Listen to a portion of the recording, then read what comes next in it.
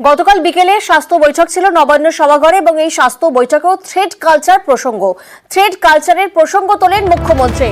Thread culture কোনোভাবেই বরদাস্ত নয়। অধ্যক্ষ সুপারদের করা বার্তা মুখ্যমন্ত্রীর। অভিযোগ পেলে ডিজি সিপিকে জানানোর নির্দেশ দেওয়া হয়েছে।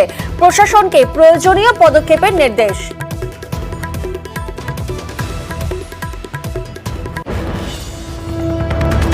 এবং এই বৈঠকেই কাজের খতিয়ান নিলেন মুখ্যমন্ত্রী। জুনিয়র ডাক্তারদের দাবি মেনে নিরাপত্তা বৃদ্ধি।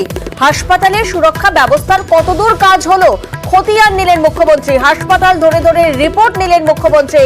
পুজোর আগেই সব কাজ শেষ করতে নির্দেশ দেওয়া হলো।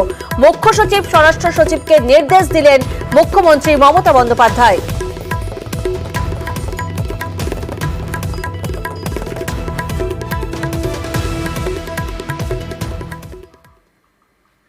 ধর্ষণ, খুন